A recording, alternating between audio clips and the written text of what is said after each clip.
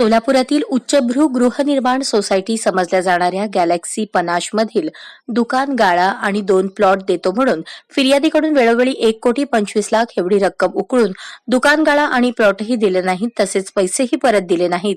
या प्रकरणी Jalore गॅलोर developers private limited कंपनीचे संचालक अमित थेपडे व मोनाली अमित थेपडे दोघेही राहणार पुणे यांच्यावर विजापूर नाका पोलीस ठाण्यात गुन्हा दाखल झाला होता. घटनेची हकीकत अशी, पुण्यातील थेपडे दाम्पत्याने गॅलोर डेव्हलपर्स प्रायव्हेट लिमिटेड कंपनीची स्थापना करून मजरेवाडी येथील जमिनीवर गॅलेक्सी पनाश नावाने रहिवासी प्लॉट, व्यापारी दुकान गाळे विक्री करण्याचा प्रकल्प उभा केला. प्रकल्पातील दुकान गाळा क्रमांक 21 करता शैलेंद्र किसन गायकवाड राहणार पिंपळे निलख पुणे या व्यावसायिकाने थेपडे दाम्पत्यांना 45 लाख रुपये देऊन रजिस्टरसाठी खत लिहून घेतले. त्यानंतर हा प्रकल्प जलद गतीने विकसित करण्यासाठी पुन्हा फिर्यादीकडून 15 लाख रक्कम घेतली, परंतु मुदतीत गाळा दिला नाही. फिर्यादीने रकमेची मागणी केली असता पुन्हा त्या दाम्पत्याने फिर्यादीकडून आणखी 4,58,000 रुपये घेऊन गॅलेक्सी पनाश या प्रकल्पातील रहिवासी प्लॉट क्रमांक 1201 व 1202 असे 2 प्लॉट 64 लाख रुपये 31 डिसेंबर पर्यंत दोन्ही रहिवासी प्लॉटचा ताबा देतो असे सांगून घेतले.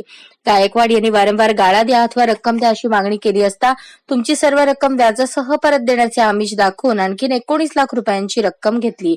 अशा पद्धतीने दोघा दाम्पत्यांनी फिर्यादीकडून 83,58,000 एवढी रक्कम बँकेमार्फत स्वीकारून त्या बदल्यात प्लॉटचा ताबा दिला नाही. काही दिवसांनी पुन्हा आपली सर्व रक्कम 1,25,30,000 एवढी रक्कम व्याजदरानुसार देतो असे 500 रुपयांच्या स्टॅम्प पेपरवर नोटरीने लिहून देऊनही एका सहकारी कोऑपरेटिव्ह बँकेचा न वटणारा धनादेश दिला.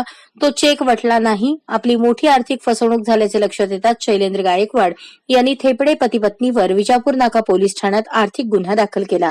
संबंधित संचालकांवर गुन्हा दाखल झाल्यानंतर त्यांनी जिल्हा व सत्र न्यायालय सोलापूर येथे आपला अटकपूर्व जामीन अर्ज दाखल केला होता. त्यानंतर जिल्हा व सत्र न्यायालयाने आरोपींना 1 ऑक्टोबर 2024 रोजी अंतरिम अटकपूर्व जामीन मंजूर केला होता. त्यानंतर जिल्हा व सत्र न्यायाधीश R.J. कटारिया यांनी आरोपींचा अटकपूर्व जामीन 26/11/2024 रोजी सशर्त मंजूर केला. या प्रकरणात आरोपींतर्फे advocate Qadir Rauti, advocate Dattatray Kapure, advocate Nilesh Kattivani, advocate Vaibhav Bonge, advocate Omkar Phadtare यांनी काम पाहिले.